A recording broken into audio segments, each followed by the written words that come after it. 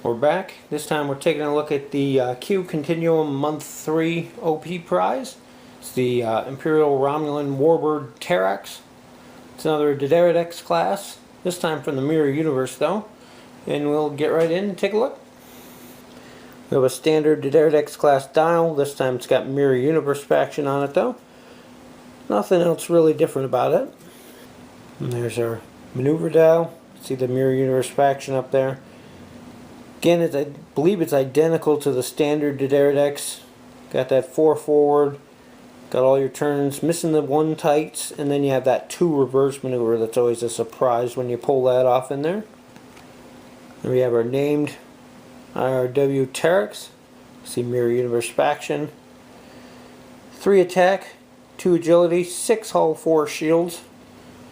Got 2 tech upgrades, 2 weapon upgrades, and a crew upgrade for 30 points. Evasive, target lock, cloak, and sensor echo.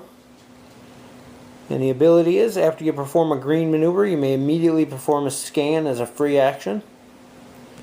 Kind of a nice one. Not as good as some of the other D'deridexes we've had out there, but still a usable ability. And we have our generic Mirror Universe D'deridex. And you're losing 1 shield on there, and you're losing 1 of your tech upgrades for 28 points. For captains, we have Tomalak. Captain skill of 4, 1 elite talent for 3 points. When attacking with your primary weapon, if there's a scan token beside your ship, during the modify attack dice step, you may reroll all of your blank results once. He plays really well with the name version of the ship that gives you that free scan token. Then you use his abilities to reroll on your attacks. Ship has a low native attack value, but having the reroll to make some things stick, and some of the other upgrades to boost them up and get some decent damage out of there. We have our generic Mirror Universe Romulan Captain. Captain skill of 1 for 0 points. For elite talents, we have Deception, 5 points. At the start of the combat phase, before any ships have attacked, if there's not a battle station token beside your ship, you can discard to place a battle station token beside your ship. In addition, if your ship is cloaked, you may place an evasive token beside your ship, even if there's already one there. It's a one-use thing. Being able to get free battle stations and a free evade is kind of nice in its own way, but at the same time, it's a really expensive discard for a one-use type thing. I think there's better ways to spend 5 points out there, but this is at least an option in case you're interested in getting those tokens somehow. For crew upgrades, we have Tybok, 4 points. If your ship's not cloaked, disable all your remaining shields and target a ship at range 1 to 2 that's not cloaked and has no active shields. Discard to steal 1 crew upgrade from the target ship, even if it exceeds your ship's restrictions. Kind of interesting. Not many things that let you steal crew aside from Borg assimilation, so interesting way to break up a combo on somebody's ship, especially if you're facing like Federation with some of their crazy crew heavy combos. Definitely interesting and useful. The requirements are a little steep trying to meet them, but once you get all that, probably mid-game or so, when the shields are down and you can pull that off, definitely has its uses. For weapon upgrades, we have the additional phaser array, 2 points. When attacking with your primary weapon at a ship in your forward fire arc, gain +1 attack dice. This upgrade can only be purchased for a D'deridex-class ship. No ship may be equipped with more than 1 additional phaser array upgrade. I believe it's the same as the Romulan one we've gotten before, but now the Mirror Universe has access to 1. +1 to your primary weapon on your forward arc is definitely useful on certain ships. Always nice to have. For tech upgrades, we have long-range scanners, 3 points. As an action, you can perform a scan action and then place an auxiliary power token beside your ship.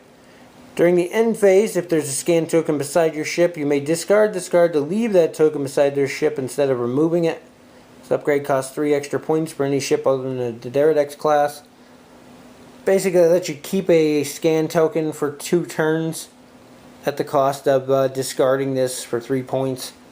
Interesting. It has its uses.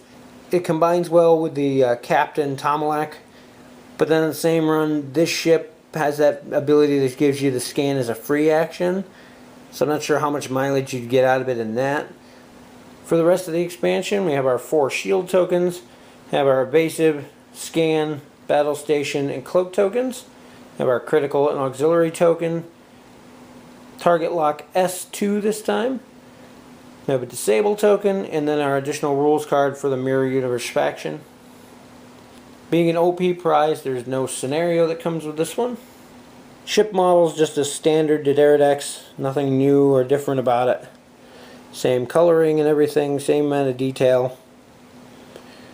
Lots of room for potential in painting these. I've seen people do some amazing things with these raised panels. We have our Terrax named base, 90-degree front arc, no rear arc. And there we have the generic D'deridex-class, again 90-degree front, no rear arc. Not much really to say about this one, it's just a standard D'deridex-class. There's better ones out there for Romulans. This is the first one we have for Mirror Universe, so if you're a Mirror Universe player, you definitely have some more options with this. Couple of interesting upgrades, most notably the additional phaser array for the Mirror Universe, the first time they've gotten one of those. Captain Tomalak's pretty good, but really only paired with this ship. As far as expansions go, I think there's better Mirror Universe ships out there. Being that this is Mirror Universe, it doesn't even matter if you're a Romulan player and you're trying to collect. There's not too terribly much here to interest you, other than another D'deridex-class ship you might be able to use with a extra base you may have laying around from the assimilated version that was given a while back. Other than that, I mean, it's a pretty average expansion, nothing spectacular, nothing must-have. I think this is the way that all the prize packs should be, though. They're really there for the collectors or the people who are looking for specific things, and not something that everyone needs to go out and hunt down like a few of the early on ones were. Anyway, decide for yourself if it's something you might be interested in, and we'll see you in the next video.